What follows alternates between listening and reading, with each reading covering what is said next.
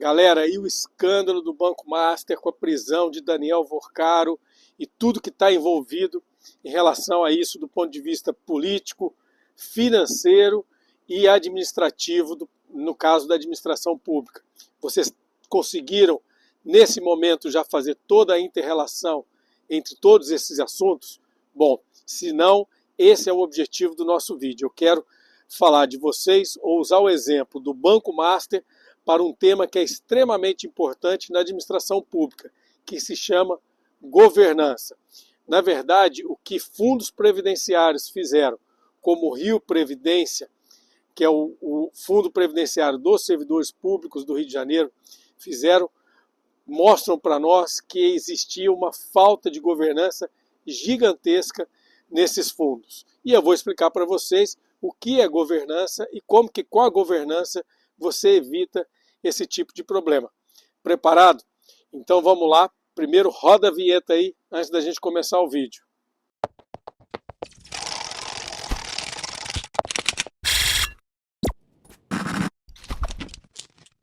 Bom, galera, vamos lá então. Para quem não me conhece ainda, meu nome é Márcio Ladeira. Esse canal eu falo sobre administração pública, planejamento estratégico, orçamento e política. E hoje eu estou num cenário diferente. Eu acabei de chegar da Universidade da Flórida, onde eu estou trabalhando nesse período de um ano como professor visitante, e decidi gravar esse vídeo nesse ambiente aqui, justamente porque não vai ser uma videoaula, mas um vídeo muito mais comentado em relação ao problema que foi ou que nós vivenciamos em relação à crise no Banco Master. Então, para a gente começar, primeiro eu acho que é importante explicar alguns pontos importantes em relação à liquidação extrajudicial do Banco Master. Essa liquidação extrajudicial foi decretada pelo Banco Central, e o Banco Central fez isso porque o banco não tem mais condição de operar, ok?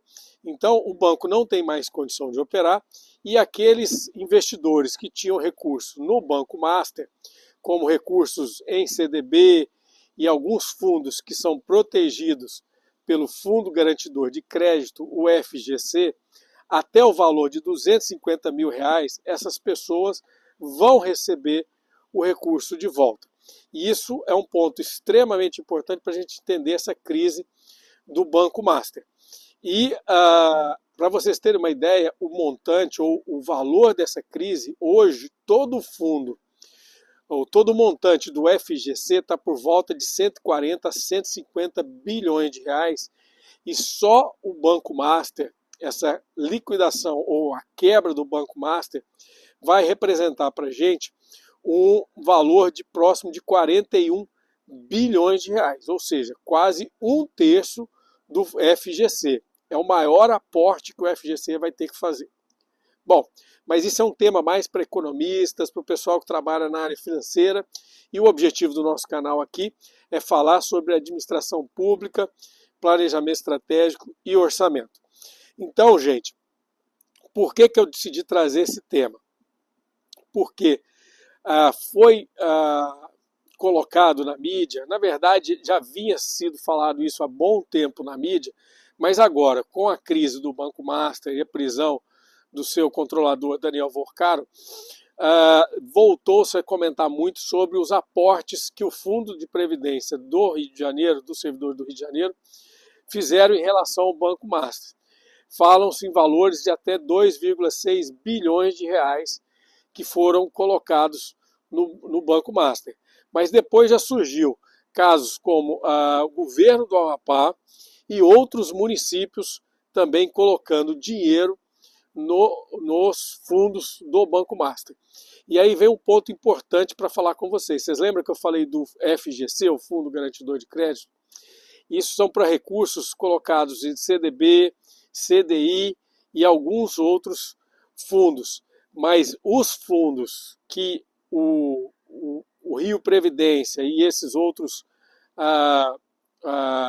fundos colocaram, eles podem não estar garantidos no FGC. No caso do Rio de Janeiro, que eu estudei com mais detalhe, porque isso apareceu com mais tempo, os recursos não estão garantidos no FGC e há um grande risco do Rio Previdência perder esses 2,6 bilhões de reais. Igual eu falei do FGC, se alguém tiver 500 mil reais num CDB do Banco Master, essa pessoa vai perder esse dinheiro. Ela só tem 250 mil reais garantido. O restante é dinheiro podre, que foi por isso que o Banco Central decidiu liquidar o Banco Master. Então, pessoal, um ponto importante para vocês entenderem. O que aconteceu foi uma falta de governança gigantesca do Rio Previdência. E o Rio Previdência, por ser um fundo que gera recursos ou que faz a gestão de recursos estatais, ele tem que ter uma governança muito grande. E aí vamos lá do iniciozinho para que todos entendam o que é governança. Muita gente confunde essa palavra até com gestão, ok? Governança significa, ou ela aplicada, são as práticas que são aplicadas para você controlar e ajudar na administração de determinada organização, seja ela uma organização particular, privada, ou seja, uma organização pública. Isso surge porque as grandes corporações cresceram bastante e aí você deixa de ter aquele dono específico, né? Você tem uma grande corporação privada, você tem os acionistas. E aí você tem que ter forma dos acionistas controlarem a direção executiva daquele órgão, como o CEO, os seus diretores, e aí você tem, por meio dessa governança, um dos órgãos que existe é justamente o Conselho Deliberativo dessas corporações. Bom, no caso, porque não tem um dono específico, não tem o olhar daquele dono que sabe qual o rumo que tem que acontecer. São vários donos e são várias pessoas envolvidas. Indo para a administração pública também não tem dono. Quando você vai para uma universidade, ela não tem um dono, você tem um reitor. Quando você vai para um ministério, você não tem o dono, você tem um ministro que está lá de forma temporária. Quando você vai para uma autarquia ou até mesmo para uma empresa pública, ela não tem dono. Os donos, quem é o dono de órgãos estatais? A própria sociedade daquele país. No caso do Brasil, a sociedade brasileira, que é dona das universidades, a sociedade brasileira, que é dona dos órgãos públicos no geral. Então, para que esses órgãos públicos funcionem, não tenha desvio de recurso, não tenha desvio de finalidade do órgão, para que as pessoas não comecem a fazer coisas erradas ou desvirtuarem o que o órgão deve fazer, é necessário você ter mecanismos de governança. Tá claro? Ficou claro até aqui? Então esse é um ponto muito importante. E quais são esses mecanismos de governança? Nós temos mecanismos de governança internos e temos mecanismos de governança externos. Primeiro eu vou começar para falar com vocês sobre os mecanismos de governança externos.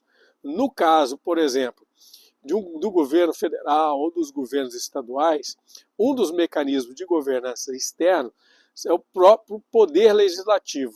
Então, o poder legislativo ele tem a função de fiscalizar o que o Estado está fazendo e suas autarquias ou outras organizações públicas, seja da administração direta ou da administração indireta. Além do Congresso, do Legislativo, existem também os tribunais de contas que devem fiscalizar. No caso do Rio Previdência, o Tribunal de Contas do Estado de Rio de Janeiro fez um alerta muito grande em relação ao que estava acontecendo, ou do Rio Previdência colocar dinheiro lá. Alguns exemplos que eles identificaram: falta de diversificação, o Rio Previdência colocou 25% dos seus ativos no Banco Master. Outra coisa que eles fizeram, colocaram dinheiro em um recurso onde o Banco Master estava pagando rendimentos inferiores ao mercado. Fizeram isso quando já suspeitava da capacidade de liquidez do Banco Master, e o Tribunal de Contas do Estado do Rio alertou o Rio Previdência para não fazer isso. Então esse é um exemplo de governança externa. E, além disso, ainda existem os órgãos de controladoria que fazem auditoria externa. No caso do governo federal, existe a CGU. Então, gente, o que acontece muito no Brasil é que as pessoas não sabem como que o Estado funciona, como que o Estado se organiza, e aí fica falando muita besteira. E, na verdade, existem vários mecanismos de controle. Agora, existem pontos frágeis. Por exemplo, nos tribunais de contas estaduais, existe uma indicação com muito mais viés político do que técnico. E isso prejudica, por exemplo, a capacidade, apesar do corpo técnico dos tribunais de contas ser de altíssima excelência, os ministros muitas vezes são indicados com interesses políticos, como, por exemplo, acontece esposa de ex-governador virando ministra de Tribunal de Contas. Da mesma forma, isso acontece em vários estados. O Tribunal de Contas da União também tem, é um pouco menor, mas em alguns casos existem indicações políticas e que prejudicam muito o funcionamento dos tribunais de contas, porque quem faz essa indicação é o poder legislativo. Bom, vamos lá, saímos então da governança ou de alguns mecanismos externos. E aí entra os mecanismos de governança interno. Dentro dos mecanismos de governança interno, o que nós temos, que tem uma aderência com o anterior, são as auditorias internas. As auditorias internas são um ponto importante, que onde os auditores avaliam todo o trabalho de forma interna e estão mais em contato.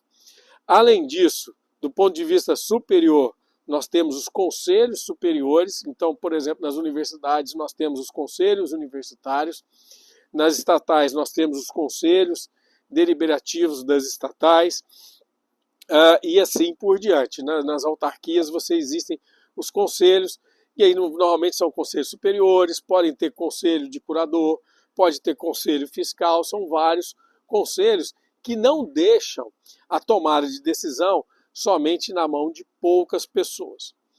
Além disso, outro mecanismo de governança que vai em relação à tomada de decisão está na segregação de função, aonde para determinadas atividades e ações, mais de uma pessoa é responsável por tomada de decisão. A decisão não é monocrática, não vem somente feita por uma pessoa, mas ela passa por toda uma cadeia hierárquica.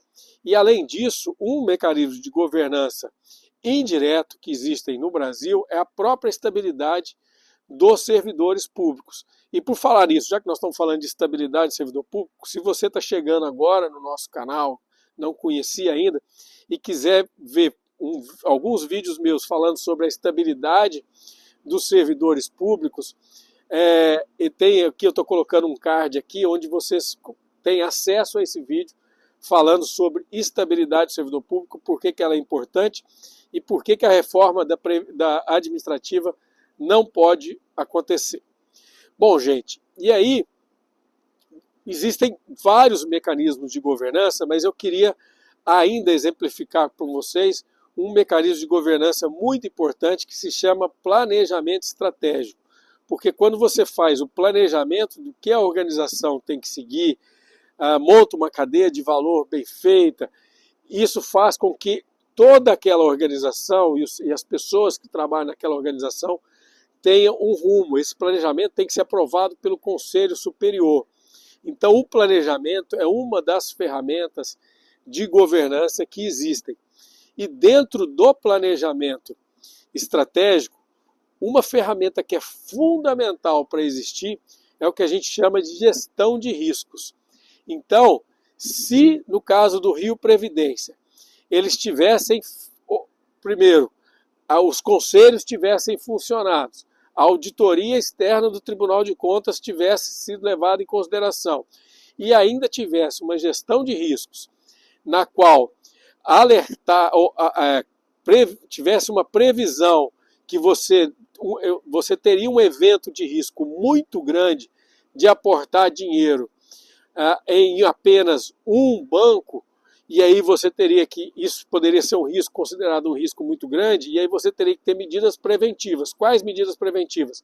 Diversificar a carteira de investimento. E aí, aquela pessoa responsável por isso faria a diversificação e alguém teria que controlar, entendeu?